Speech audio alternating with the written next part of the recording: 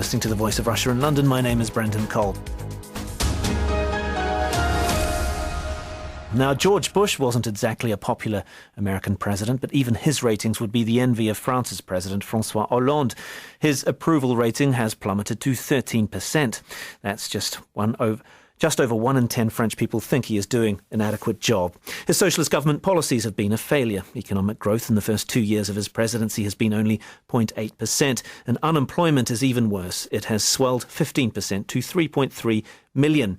Even his punitive tax on the super rich seemed to do little more than lead to an exodus of showbiz stars and footballers, and a less than successful European parliamentary elections ensued, his Socialists winning roughly only half as many seats as the National Front. Maybe to take his mind off matters, he has undertaken a rather hawkish foreign policy. He visited Iraq this month and has pledged military support to fight the Islamic State.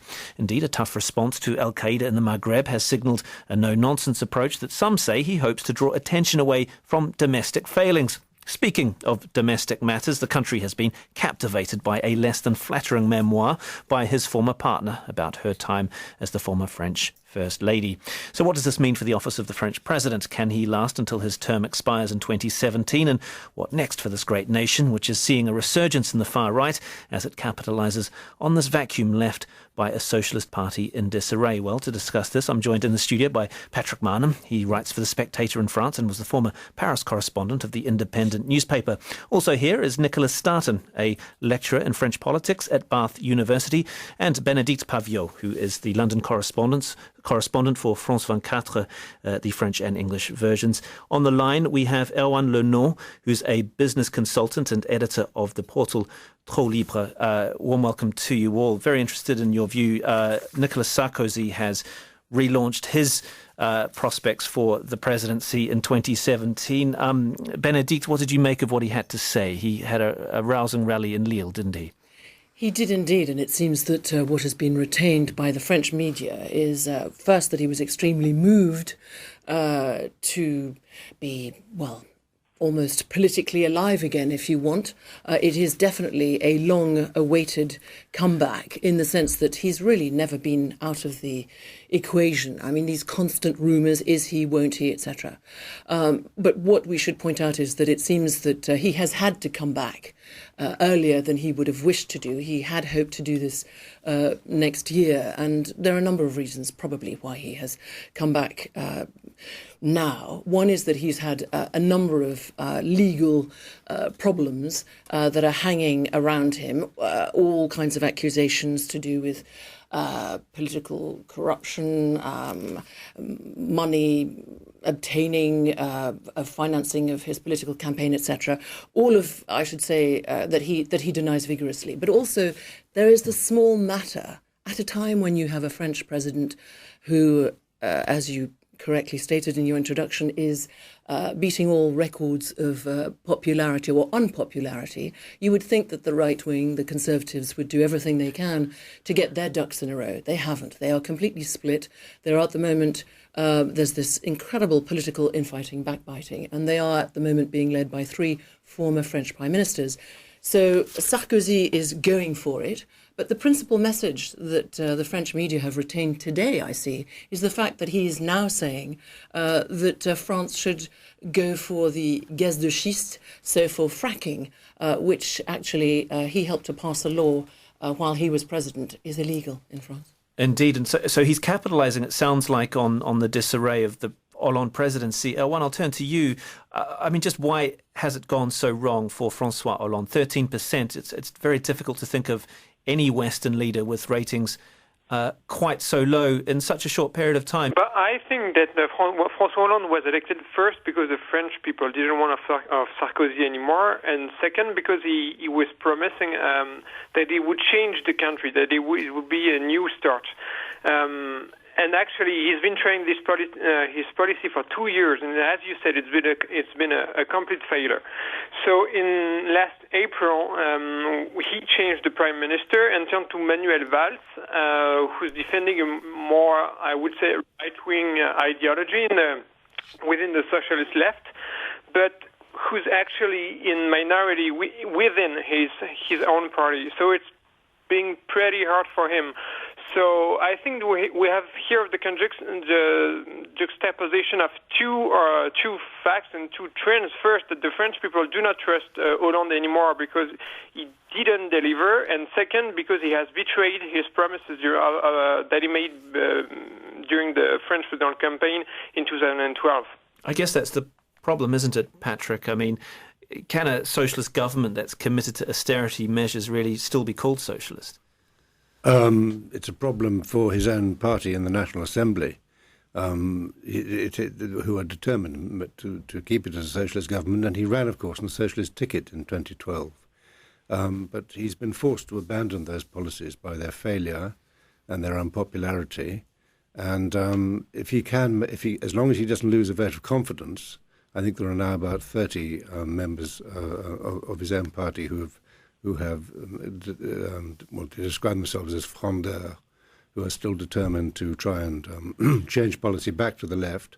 As long as he can survive any votes of confidence by them abstaining rather than opposing him, I think he's going to be all right as far as lasting out his term goes. Of course, that's to do with the government, because the president is elected for a 5-year term, and unless he actually resigns, he will be there for the duration. What may happen is that if his prime minister or a future prime minister that he has asked to lead the government loses a motion of confidence, then if the government falls, he would then call parliamentary elections. So, Nicolas, I mean, if he came up on a wave of a sentiment against Sarkozy, anti-Sarkozy sentiment, which seems partially true, I mean, how many of his promises have been broken? I mean, has Francois Hollande taken a completely different economic tact, and the French people just simply aren't used to it? Well, I think it's very, very difficult for Francois Hollande. I mean, he came to power saying that he would reduce unemployment. That was one of his key and it's gone up to 3.3 million. And I think more or less every month since he's become president, the level of unemployment in France has risen, including the kind of vexed question of youth unemployment, which doesn't seem to go away.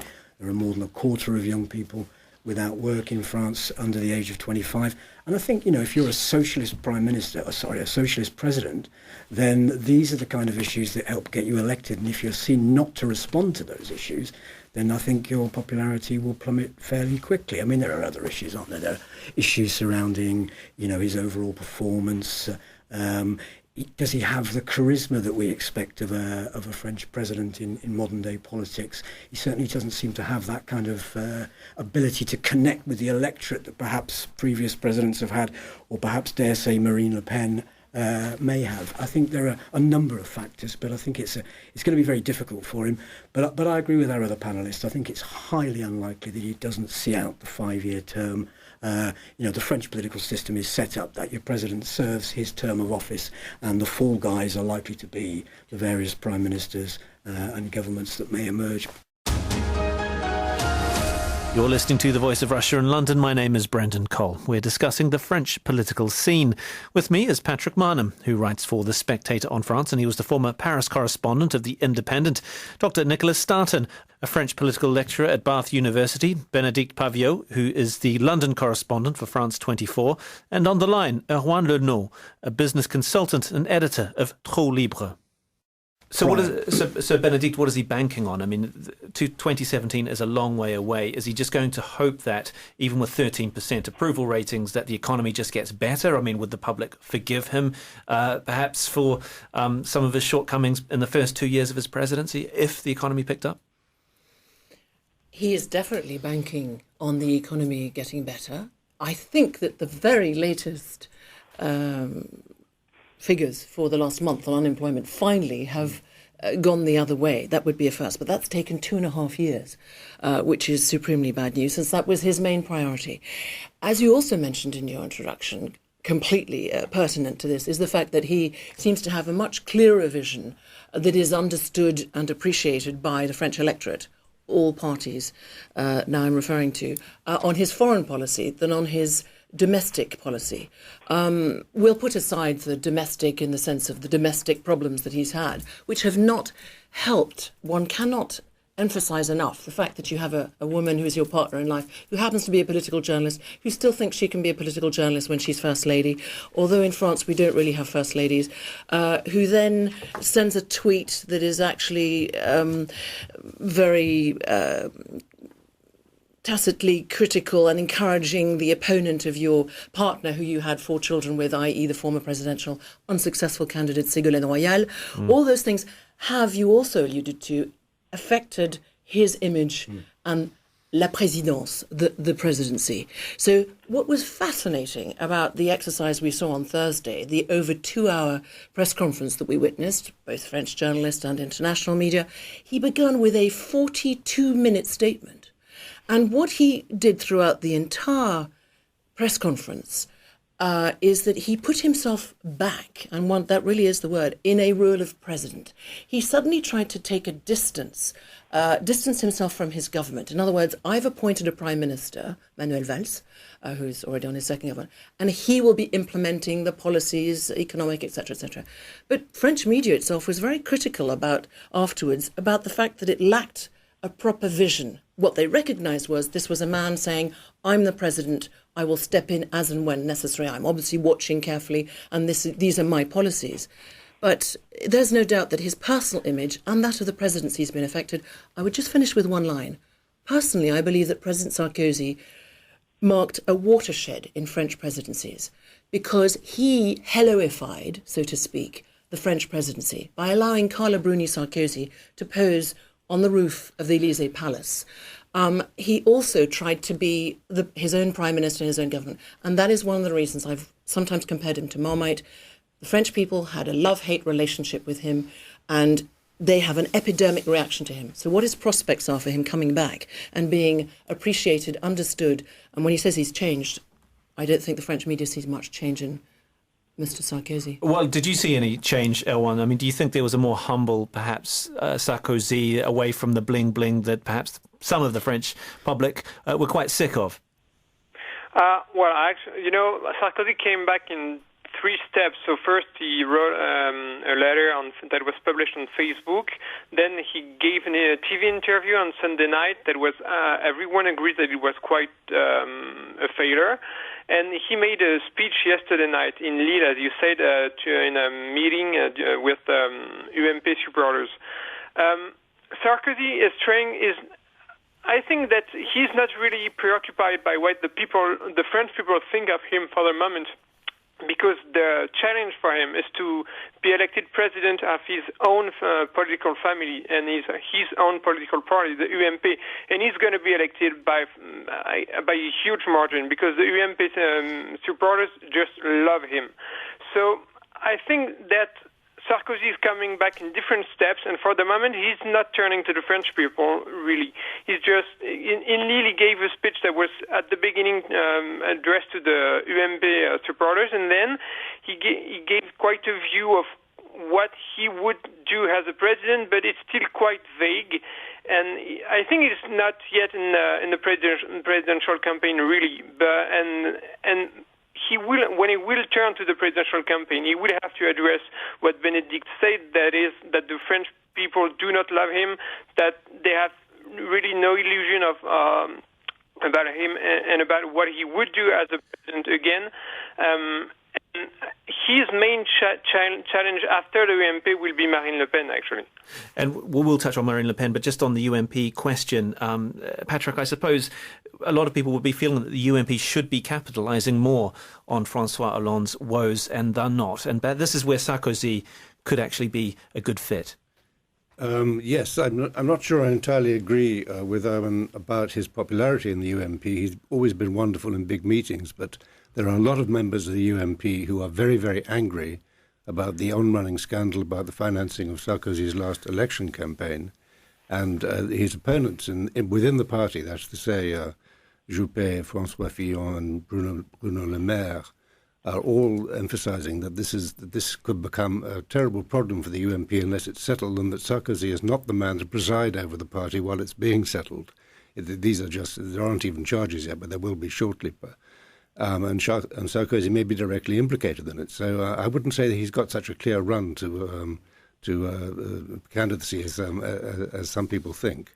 I suppose, this side of the English Channel, Nicolas, seeing that Copé named in a police probe into overspending, we're talking about millions of pounds of invoices forged, which we had our own expenses scandal in the UK, but that seems like small beer compared to this.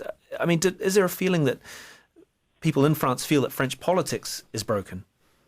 Well, perhaps to an extent, but I don't think we should necessarily exaggerate, because, political corruption in France has been somewhat systemic over the last 20 years or so. So people just accept it? I'm not saying that people accept it, but it's, if you think about what's happened in the last few years, we've seen the situation with Dominique Strauss-Kahn, we've seen the situation within the UMP, we've seen the situation with Chirac when he was president and formerly mayor of Paris. Political corruption, particularly financial scandal, seems to be at the very root of all this.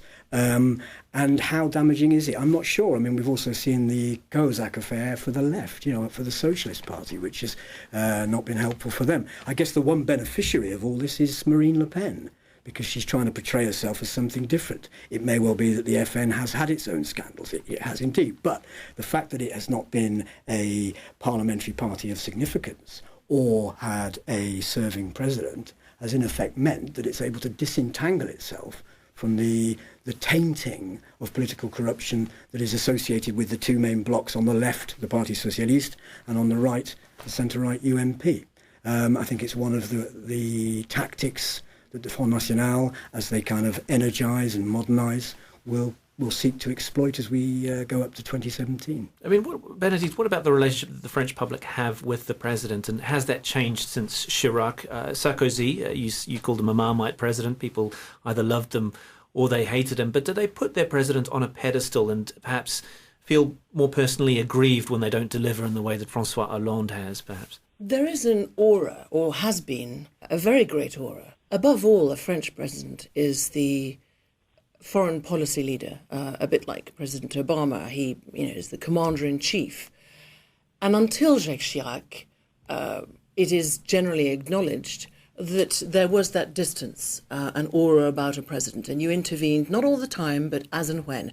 You did the official functions, and then it was very formal. There was a much more formal... You could say that's also generational. These were people who knew the last war. And of course, President Sarkozy was the first, if I'm correct. I think I am. Who wasn't part of that generation. But it also, what happened with President Sarkozy is that he wanted the good stories to be published about him. So he was the one very happy with the Hello magazine spread with him and Carla, we're at home, and all that kind of a la almost JFK, Kennedy, Jackie, Kennedy sort of thing. But he never wanted the bad stories, and he obviously has a problem understanding that in this 21st century world, the internet was less prevalent with him. Now with President Hollande, who's just been caught, a few months ago on a motorbike.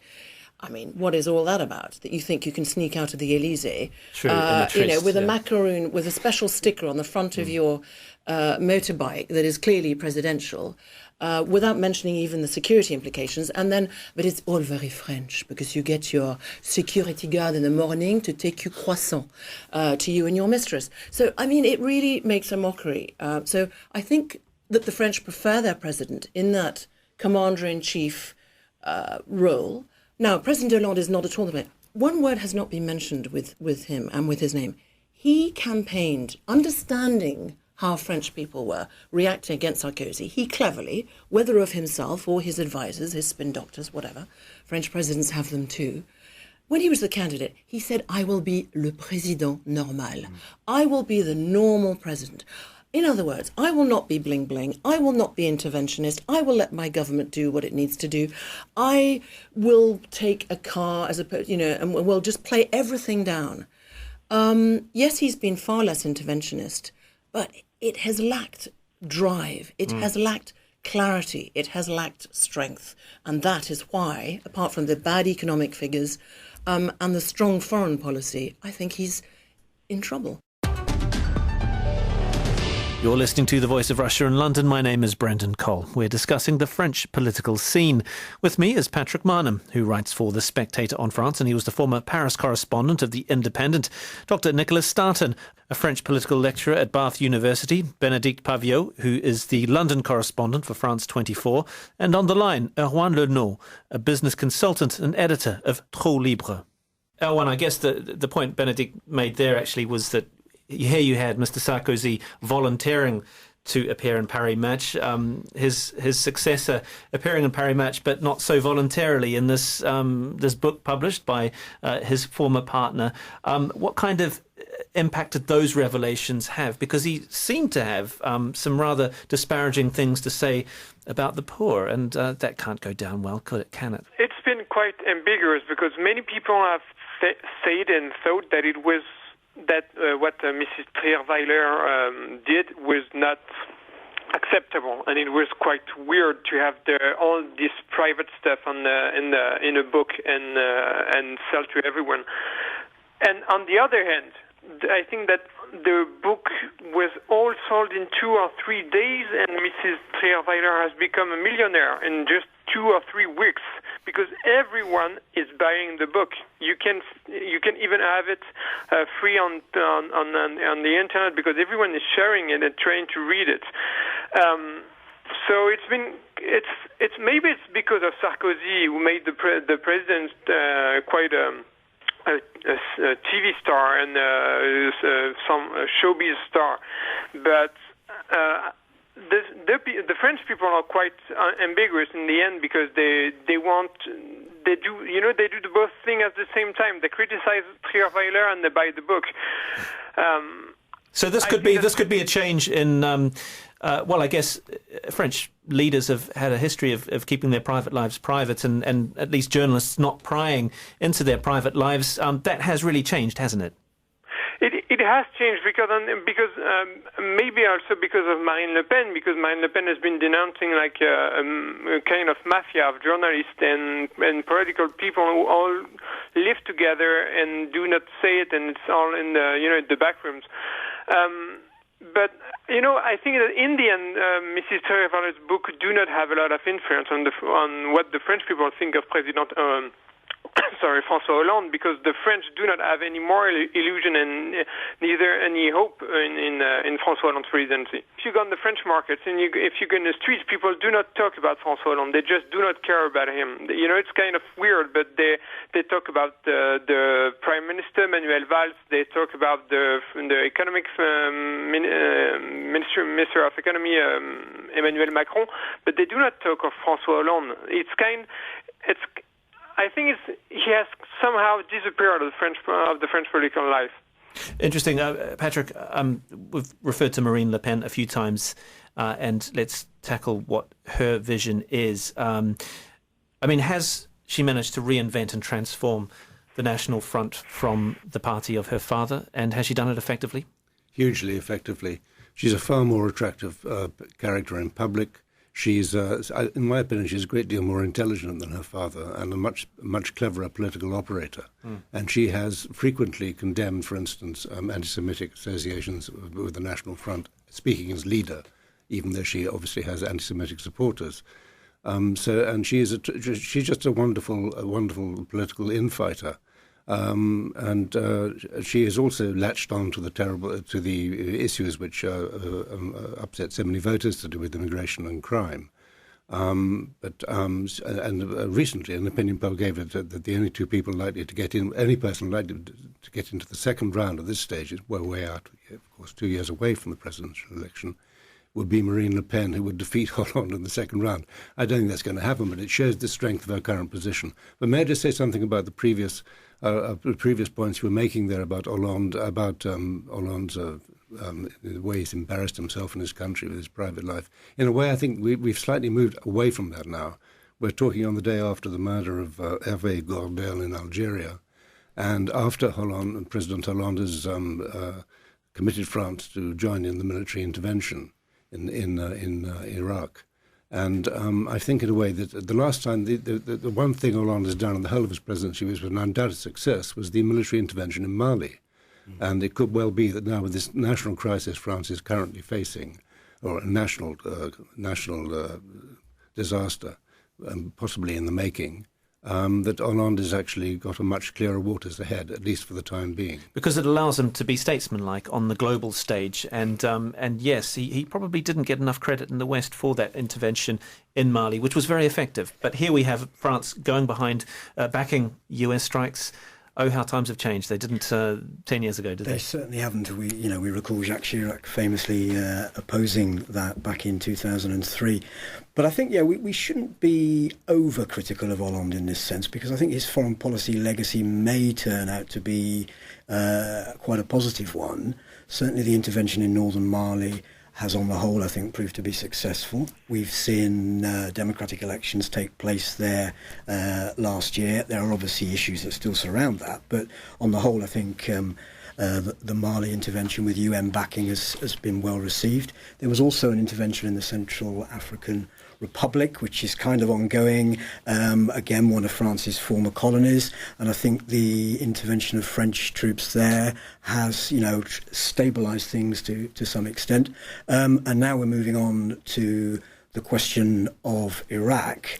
2 airstrikes in the last 7 days. It is a complete switch from a decade ago, but it may well be that Hollande is judged in future years at the end of his presidency to have been quite a coherent interventionist president in terms of the foreign policy domain. Perhaps, though, you could argue that he's doing this to shore up domestic support. But that's a kind of cynical response. That would be slightly cynical to say that. I don't believe that, but I think that's what is often being portrayed. It's a side effect. But the difference between Central African Republic and Mali, we're talking about the francophone sphere. Benedict, in Iraq, I mean, what about the French public? I guess they would probably see the connections between former French colonies, but Iraq has still got a lot of emotional baggage for French people, haven't it? It does, but I don't think it's done out of any cynicism. I think there are a number of points very quickly to be made.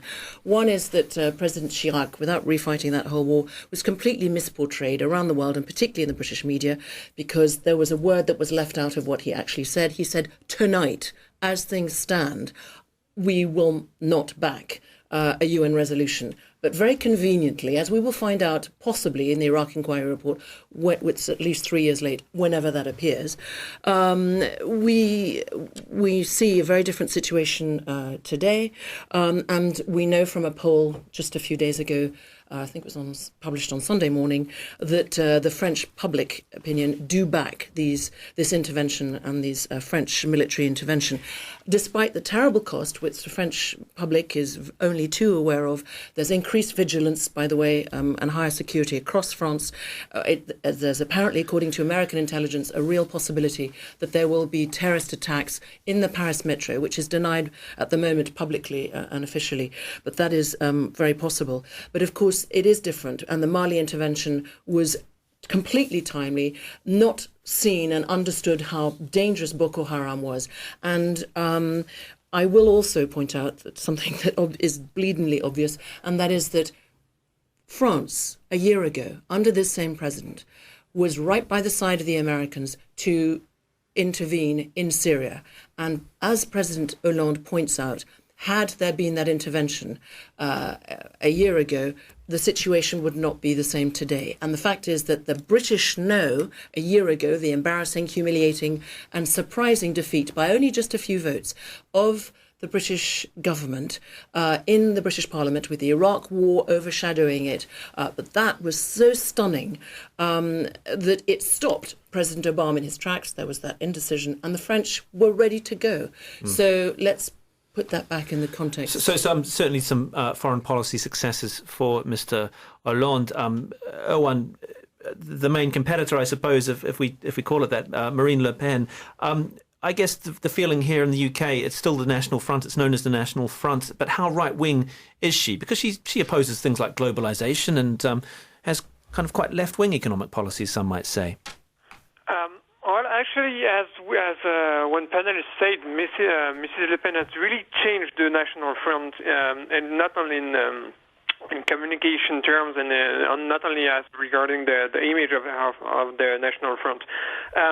She has changed also as you said, the economic program of the party, and she has really turned to what one could say leftist economic platform, that she is against globalization, she is against market reform, she's in favor of a big state protecting the people, which is really not what the National Front was defending in the 80s, for example. That's not going really easy in her own party. Actually, there was a meeting, a national meeting, a few months ago, of the direction of the National Front, and they argued together because some historic members of the direction told Marine Le Pen that they are a right-wing party and not a left-wing party because of the economic issues. But I think that Marine Le Pen is turning to the left on economic issues because she understood that's how she's going to get voters who actually come from the Communist Party and come from the left and what the French call the Front Gauche, which is a extreme left-wing party. And that's how Mrs. Le Pen is not getting voters coming from the UMP or the UDI, which are the right-wing parties. She gets voters who come from the left, people who were used to voting for the Socialist Party, for the Communist Party, and now turn to her because they think she's the one defending them against the German politics, against the American vision of the world.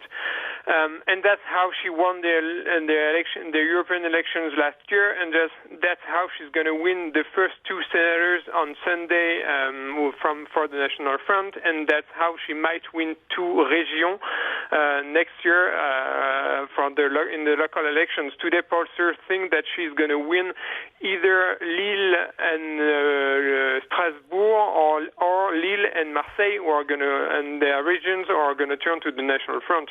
That would be a huge change in French politics. Indeed. But Mr. Sarkozy himself knows and is posing as a unifier right now in his political comeback, so I slightly disagree with you. There are disaffected people in the UMP because of all its infighting, and indeed Mr. Sarkozy is saying one of his goals is to bring back the people who are actually defecting to the Front National. Front National, I think, they have made progress amongst the kind of blue-collar voter that we would traditionally associate with the left and the far left.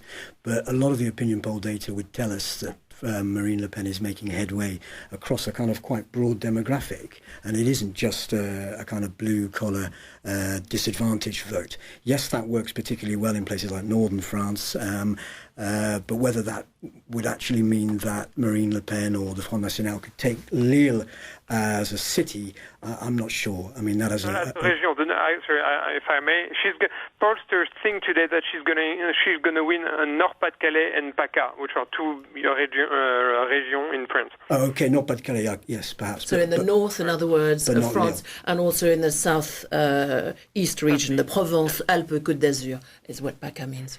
Patrick, I mean, the entire French government has resigned over bitter internal disagreements over Hollande's economic policy, but he is sticking to his guns, isn't he? He's not going to tolerate any kind of dissent. Well, he's been forced to appoint Manuel Valls as his formerly Minister of the Interior as his Prime Minister in order to change economic policy. I'm not sure personally whether he's happy or not, but he's certainly going to stick with Valls now. This is his last chance of getting out of this mess that the country's in before the next elections. And I don't think we're going to see any change there as long as Valls can keep his majority, as I said before, keep his majority going in the National Assembly. But is he aligning France with the sort of ideology of the German right, Benedict? I mean, France, this is new for France. This is new territory for France, isn't it? Well, interestingly, Mr. Valls is being compared as being called for a while, actually, the kind of left-wing Sarkozy. What people are recognising in him. And it's interesting because Mr. Sarkozy was a Minister of the Interior before he became President. There are certain issues to do with crime, to do with immigration, to do with implementation of policing that appeal deeply that security side to French people. And I completely agree with Patrick, who completely rightly at the beginning of the programme underlined the fact that there was this reduced majority, which is a problem because you have inside the Socialists these dissident Socialists. By the way, the majority of Socialists don't want President Hollande, down the track to be a presidential candidate. But we'll put that aside for a second. And yes, absolutely, he's pinned his flag to the mast of Manuel Valls, and he needs this to work. And some people say, well, we know that the Prime Minister, Manuel Valls, is more popular than the President. You could say that's not very difficult. But worryingly for Manuel Valls, he's already lost 13 or 14% over the summer in the last 2 to 3 months. So it's one to watch carefully. Nicolas, it sounds like there's agreement, at least here, that he will brazen it out till 2017. But what happens after then? I mean, I guess a lot depends on economic reform. It is. I mean, I think it's fairly likely that Hollande will not be the candidate for the Parti Socialist in 2017, and that's unheard of, that a sitting president doesn't get another crack at the whip. Where this is all heading in terms of a presidential election and parliamentary elections in 2017, I think, as Patrick pointed out, the one certainty that not certainty, we should never use that phrase in politics, but the one likelihood is that Marine Le Pen will get through to the second round in 2017, either against a socialist candidate or a UMP Gaullist candidate. And she would have more of a prospect than her father did back in 2003 when he got to the second round. She would. But remember, to win the presidency in France, you have to get a majority of votes in a head-to-head in the second round. That's 50.0 whatever % of the vote to become the president of France. I do not think that we are quite at the stage where Marine Le Pen is capable of doing that. Watch this space. Well, many thanks. That's Nicolas Sarkozy, a lecturer in French politics at Bath University. Also here in the studio, Bénédicte Paviot, a London correspondent for France 24, and Patrick Marnham, who writes for The Spectator on France and was the former Paris correspondent of The Independent. On the line, we had Erwan Lenon, who's a business consultant and editor of Trop Libre. Thank you very much for joining me, Brendan Cole, on The Voice of Russia in London.